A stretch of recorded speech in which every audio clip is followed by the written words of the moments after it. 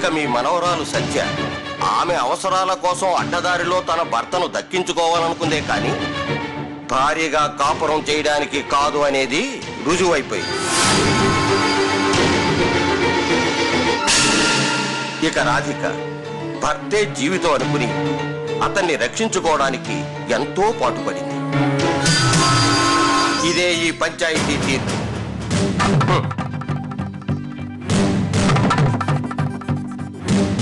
ఆగండి.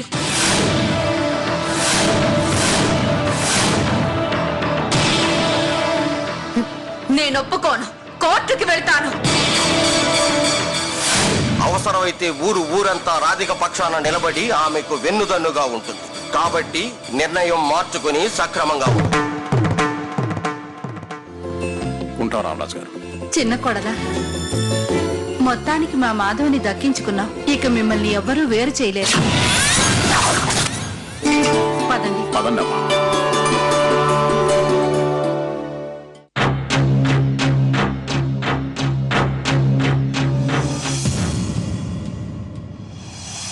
నేను పంపిస్తానండి. లేదు, ఈ మధ్య పెళ్లి హడావుల్లో ఉండి. అదే అలాగే మంచిది. నేను తర్వాత ఫోన్ చేస్తాను. ఓకే సురేంద్ర, నీతో కాస్త మాట్లాడాలరా. ఏంటో చెప్పమ్మా. మాధవ్ రాధికల విషయంలో అన్ని సమస్యలు తీరిపోయారా? అదేరా 3 నిద్రలు.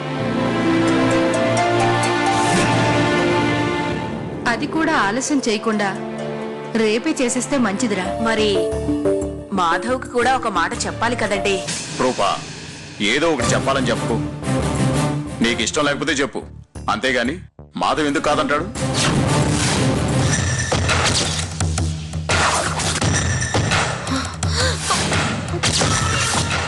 రాధికే ఆయన భార్య. ఆమె మీకు చిన్న కోడలు. కొంచెం అన్నమన్నా తినవే, లేకపోతే నిజంగానే చస్తావు. అటుగా ఓసిని అమ్మ కడుపు మాడా, నీకేం వచ్చిందే? రేపు నువ్వు ఏం చెయ్యాలో చెబుతా వినవే. ఎలా ఉండాలో కూడా చెబుతా విను. జాగ్రత్తగా విను.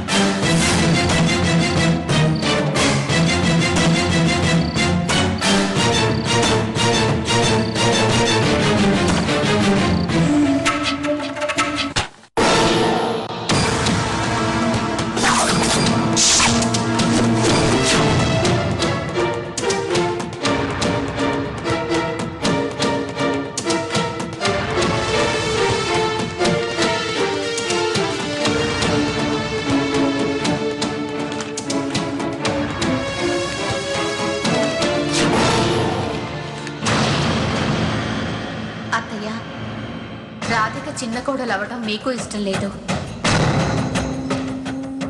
నాకు ఇష్టం లేదు. కానీ దానికి మీ సహకారం కావాలి. ఈ రోజు రాకేట కదా వాళ్ళ శోభనం. రూమ్ డెకరేషన్ కి డెకరేటర్లని పిలుస్తున్నారటగా. ఆ విషయం తెలిసే ఒక ప్లాన్ వేశా. ఆ డెకరేటర్స్ ని మేనేజ్ చేశా.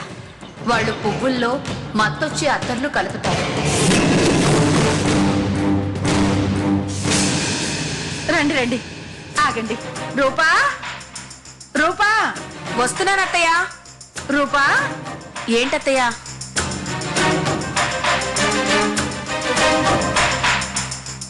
శోభనం గది అలంకరించడానికి వాళ్ళు పువ్వులు తీసుకొచ్చారు. వాళ్ళని పైకి తీసుకెళ్ళమ్మా. రండి, చూపిస్తాను. ఆగండి అత్తయ్య గారు. ఏంటి రాధిక, ఏమైంది? వద్దు బామ్మగారు.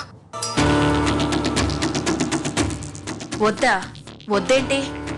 శోభనానికి గది అలంకరించొద్దండి. వద్దంటే వాడి మనసు నొచ్చుకుంటుంది. చెప్తే పెద్ద గొడవ అవుతుంది. మావయ్య మళ్ళీ అత్తయ్యని కొడతారు. అందరికీ ఆనందం పోతుంది.